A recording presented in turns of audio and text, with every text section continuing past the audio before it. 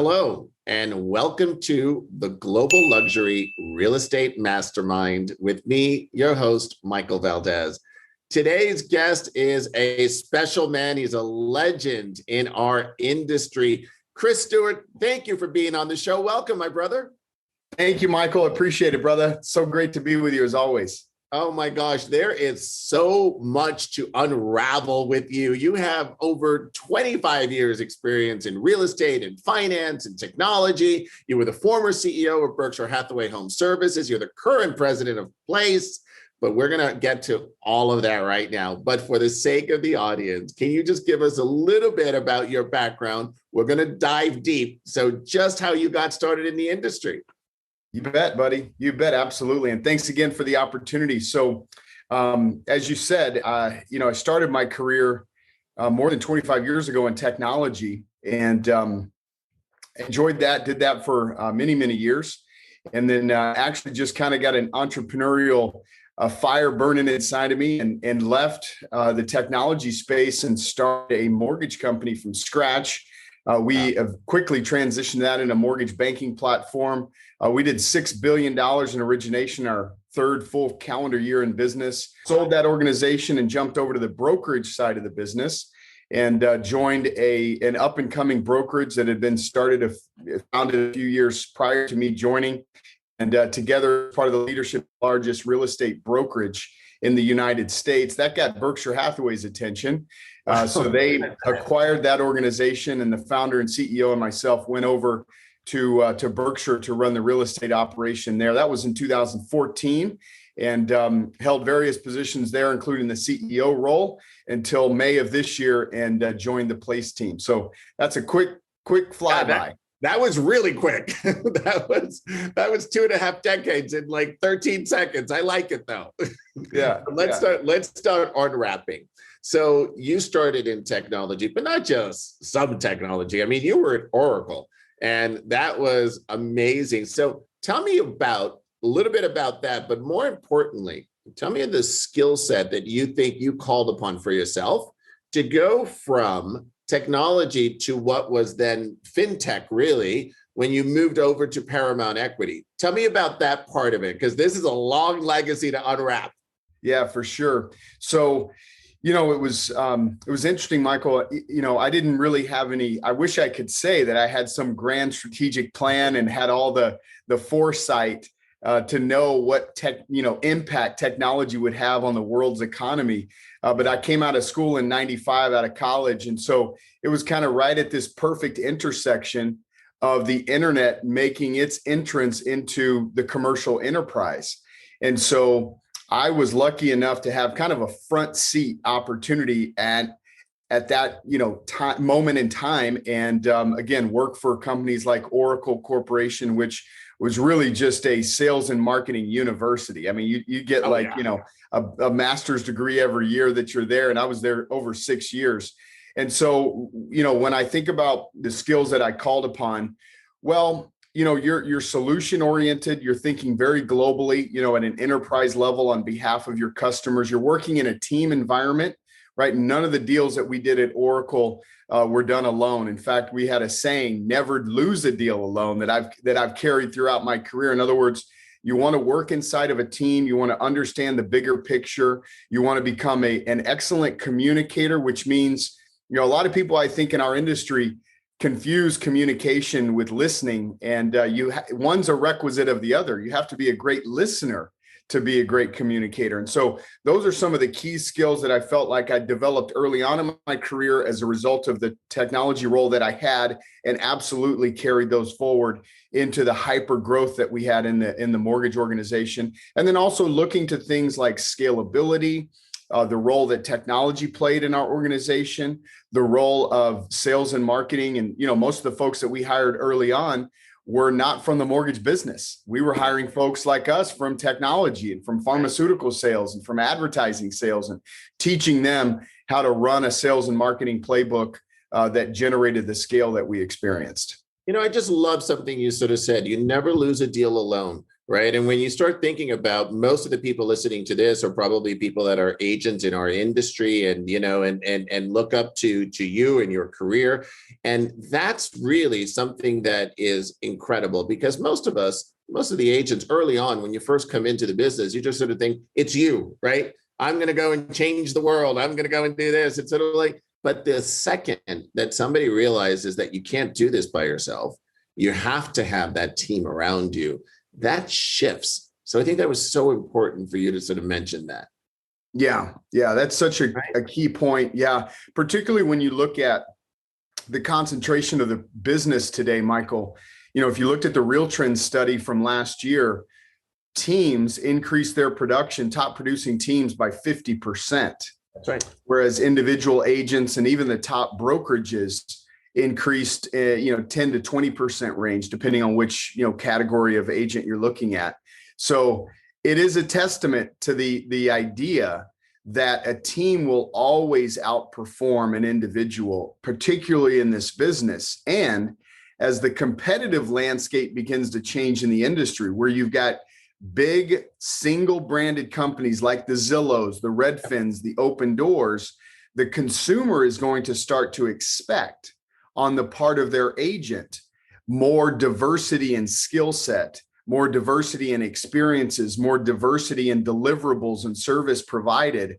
And so that, I think both of those dynamics speak to that point as well, as a team will always outperform an individual.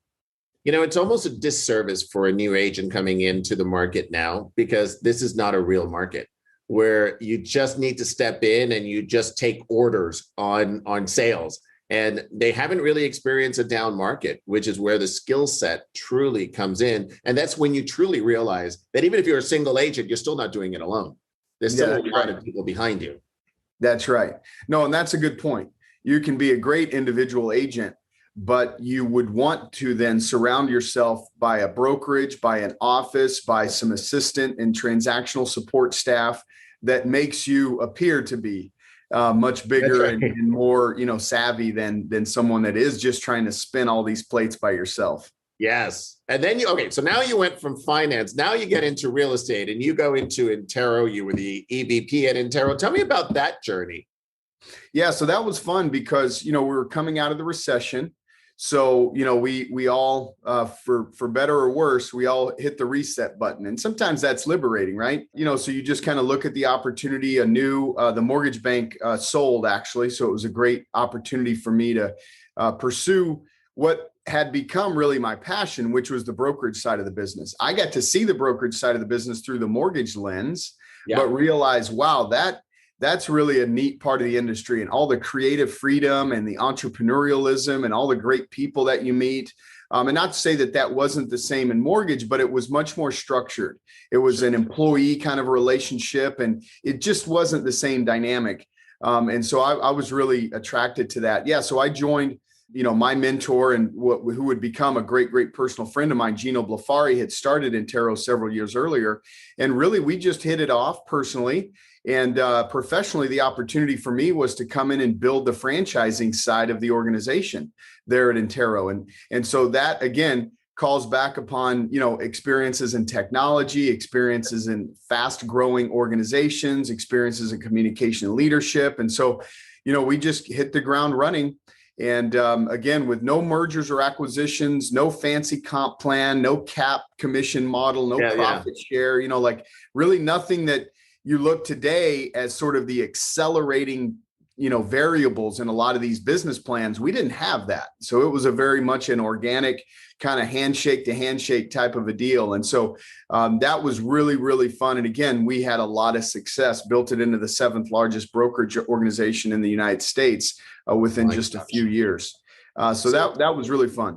So talk to me about that. Talk to me about that franchising, because, we've both worked for many franchised brands. And so how do you go about with a brand like Intero, let's say, or Berkshire or wherever it is? How do you go about creating that value proposition to really have that differentiation in the marketplace, not just for the people that are within the organization, the franchisees and things like that, but ultimately the end consumer? How do you start that task? Because that's a big elephant to chew. Yeah, absolutely. And, I share this a lot, this perspective that I actually developed in the late 90s as the dot-com boom was going crazy. And again, I Yeah. was in Silicon Valley working at Oracle. Some of the dot-coms were our customers. And I learned then that, a lot of times in industry, there are companies that get created, and I describe them this way. There are companies that have solutions in search of problems that don't exist. And in a lot of ways, I feel like our real estate industry is encumbered by that same mindset, right? We've got a lot of companies monetizing our industry, monetizing our agents, and the solutions that they provide either really aren't that relevant, they're not that timely, they're not that economically valuable. But because of this fear of missing out, right? FOMO, and just kind of the entrepreneurial craziness that our industry is characterized by sometimes, we're all chasing these things and buying these subscriptions and implementing these products and leveraging these philosophies. And at the end of the day, what is it doing for us? And in my opinion, a lot of times nothing. And so to your question, I think the most critical thing that agents or companies can constantly assess is, what are you doing in the marketplace to address any very unique problems? Now, on the part of Intero, we had developed this organic growth model. We had wrapped it in a really solid operating system. We had tremendous accountability and discipline. And our value proposition to the franchisees was, hey, if you want to build an organic brokerage and you want to do it in a way that is financially beneficial to you, in other words, no caps and rev shares and things that really aren't that beneficial to the franchisee, right, the owner, broker owner, but others in the value chain, then that's who we were attracting. So we were going after small to medium size existing brokerages or top producing agents who wanted to start their own, and then allowing them to plug in directly to what we were doing as though they were one of our company owned stores. And that was a really unique value proposition because most of the franchisors at that time didn't either own their own shops, so they couldn't leverage their operating systems the same way, or if they did, they didn't create that one team, one heartbeat kind of a feeling the way that we did. So, so I would just always encourage to answer the question is really understand who is your customer and what problems are you trying to solve? And as it relates to the question on your, to the agents dealing with their consumers, it's the same thing. And so it's a matter of identifying where are your strengths, where are your skills, where are your experiences, and where is your passion? Do you want to be involved in every step of the way? Some agents do, some don't. I've got a lot of top producing agents that I still work with, mastermind coach with, and some of them say, look, I tell my buyers my skill is my negotiation. I'm not going to show you all these properties. Yeah. And you know what? That works for them. And they represent buyers very successfully and generate a lot of referral business off of it, but they do not show property. So it's just, I think a lot of times in this industry, agents are consumed with copycat. Yeah. And they see success and they want to emulate and model success. And there's to a degree that's okay. But at some point, you really got to be authentic and genuine to what you're great at. And then go find clients that value that, because as we know in this industry, there is a client persona for every type of, agent skill and experience. Some value a deep history and a lot of experience and closed deals. Others are okay to work with their cousins, neighbors, niece that just got licensed. I mean, it's the craziest thing, but that's just the reality. So just always encourage agents to really think about, who are you in the marketplace and what problems are you solving? What experiences are you bringing to the table? And I think that's so important when you start sort of thinking about 1.3 million agents that are a part of NAR, right? And that's just the United States. And you start sort of thinking about that, somebody has to really define their why, right? Somebody really needs to sort of say to a consumer, this is why you should work with me, because there's a lot of other choices out there. And that's right. That is, and I love the one team, one heartbeat. I love that.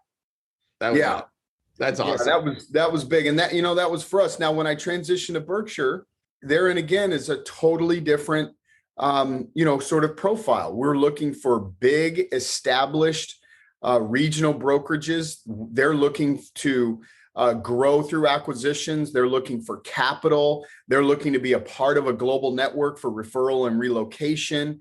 So those were things, again, that we felt like in some areas we could be very unique and differentiated. In other areas, we're kind of checking the same boxes all the other big franchisors were checking. So then it becomes a situation of relationships, and it becomes a situation of, hey, I'm in this market, I'm in the Boston market, and every other major franchisor has brands and companies that are here. You don't. So now it's just an opportunity white space conversation. So it's just, again, just trying to figure out what uniquely do you bring. And sometimes it's market to market.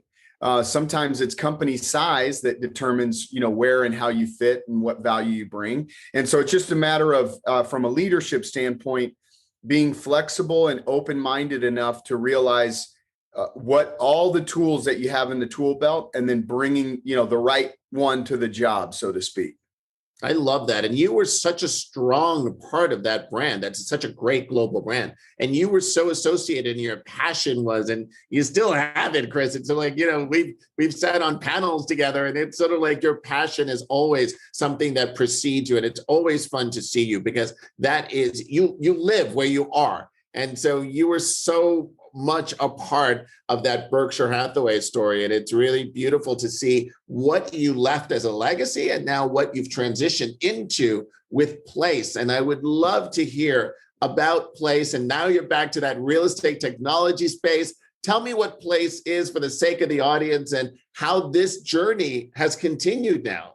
Yeah, I love it. I think, if you're not going to make it personal, and you're not going to put your own passion and interest and love into it, it's probably not going to be that great, or you probably won't be that great at it, And that's so right.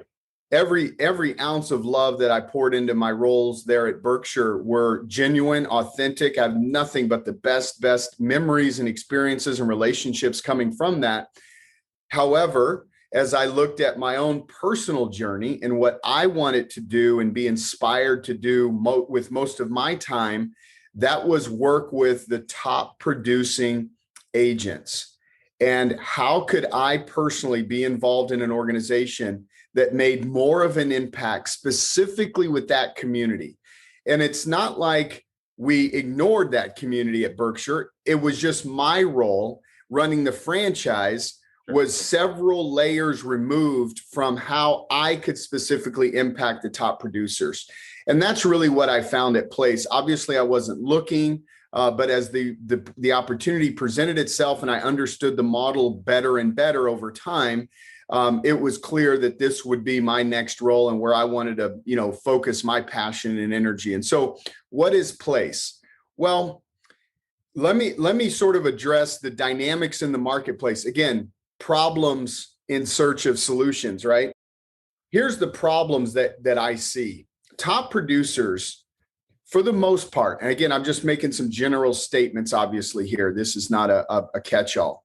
But generally speaking, top producers, I find, even if their GCI is growing, their income revenue is growing, a lot of times their net income is staying the same. Why? Because they're bumping their heads against ceilings of attracting talent, retaining talent, what to pay the talent, what is my organizational design and business strategy, who do I hire when and what do I pay them, how do I get them productive, whether it's my operations staff or my producers, my sales agents on my teams.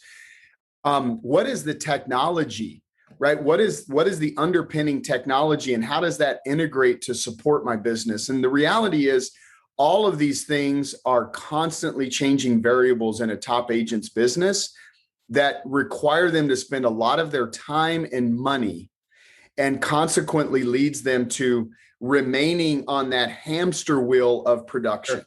So I see them not earning more net income, even if their GCI is growing. I see them unable to step away from production long-term. I see them unable to create equity in their business that actually creates a saleable asset at some point down the road. I see them unable to create the financial independence. I mean, some of the top producing agents in the industry, I mean, they're making millions of dollars a year, are still unfortunately living check to check, deal to deal.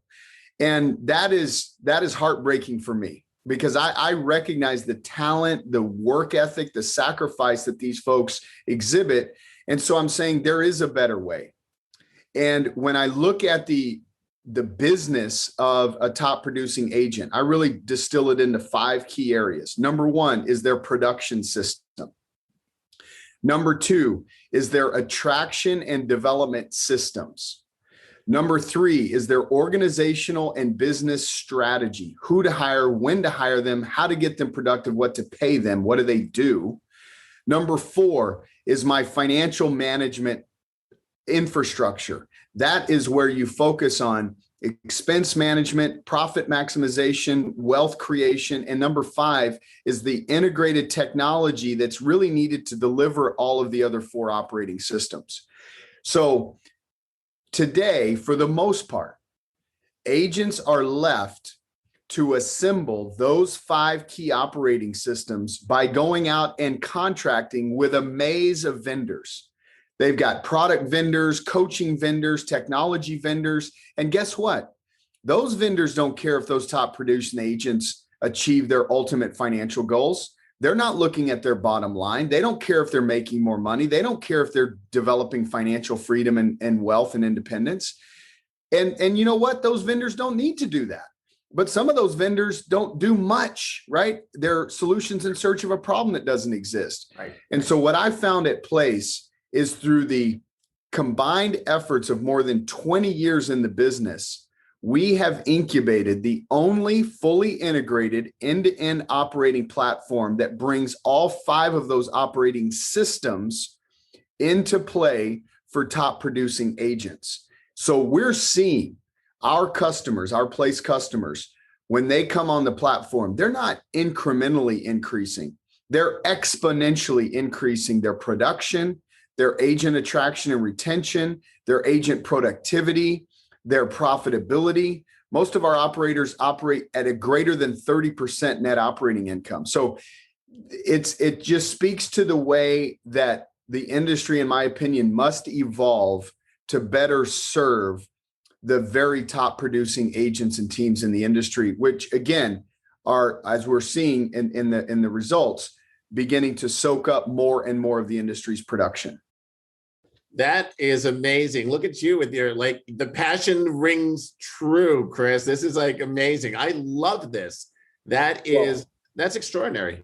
Well, this is great, Michael, because, now, we'll be able to impact a collection of top producing agents in the form of our Place partners and really develop and deliver on the promise that this industry has for them, right?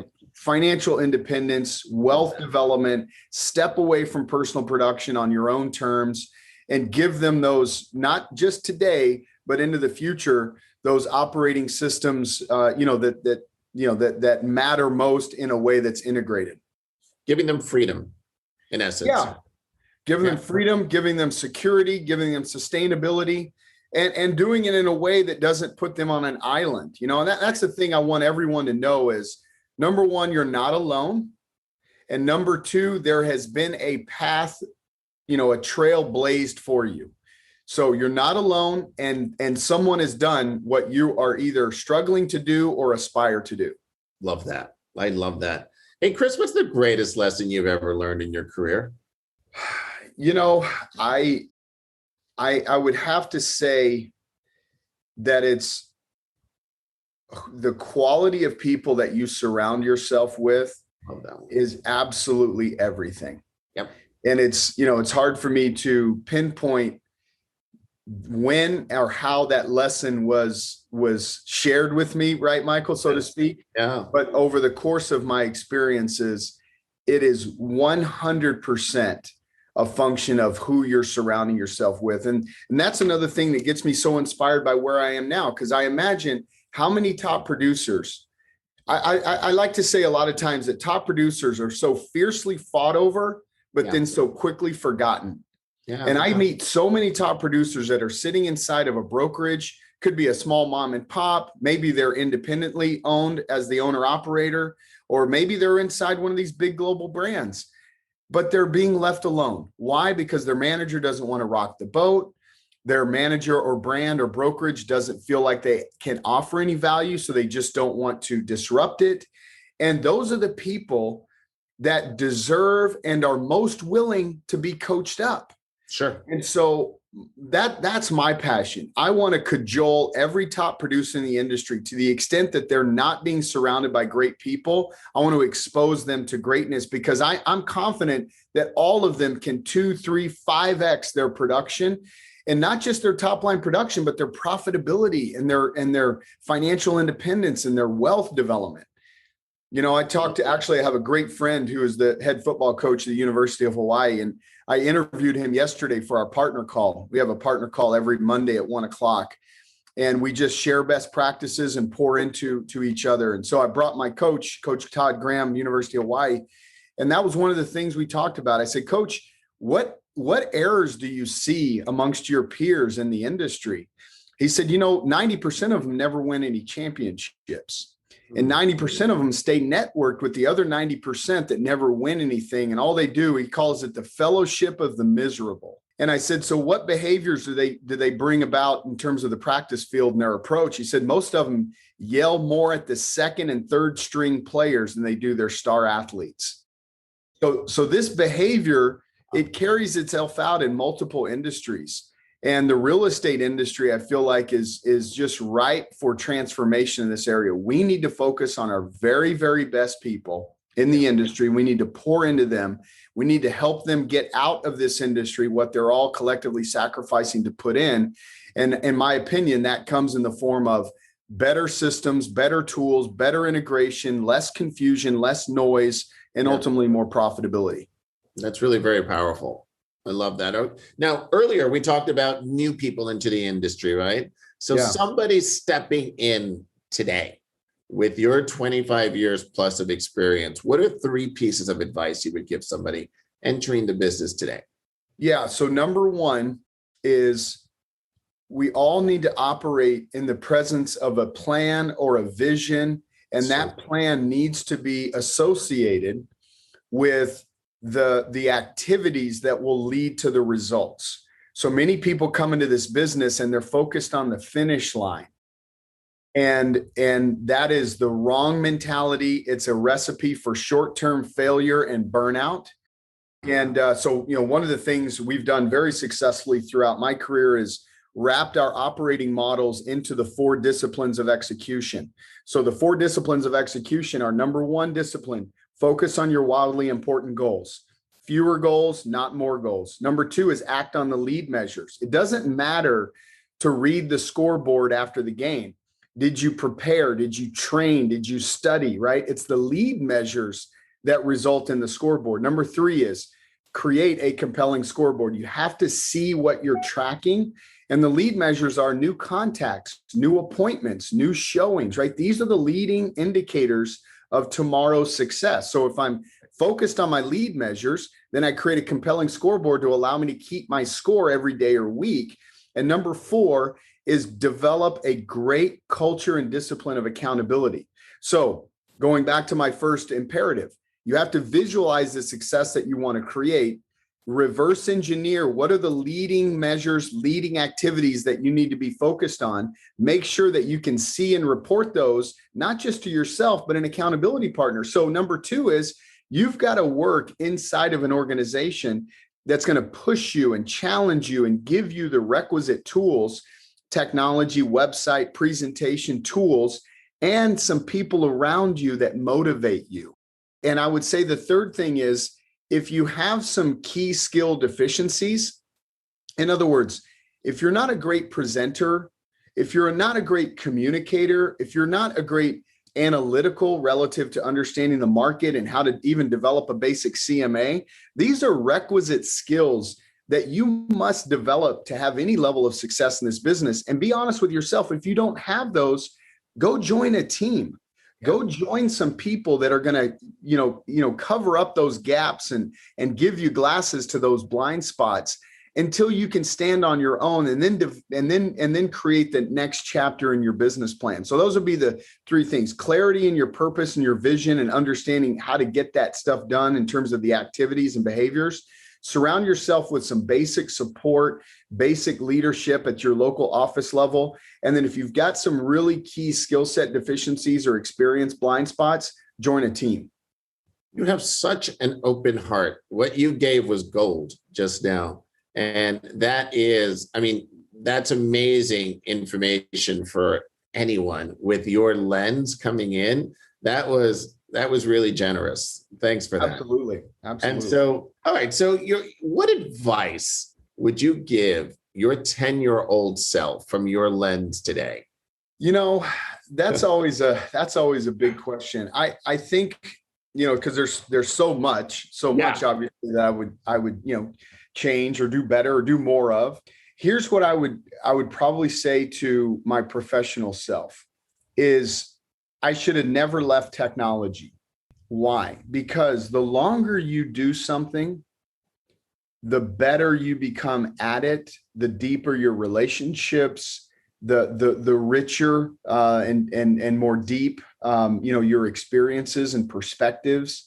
And so that would, now, do I regret it? No, but I think that I just feel like that I would have been more successful had I stayed in one area of the business. It's not like I didn't like it, right, or wasn't successful at it. I really enjoyed it, and I was very successful at it. And so why do I share that with your audience is because for most people in this business, whether you're new or maybe at some kind of a peak in your current trajectory in the career, you've got to stick with it.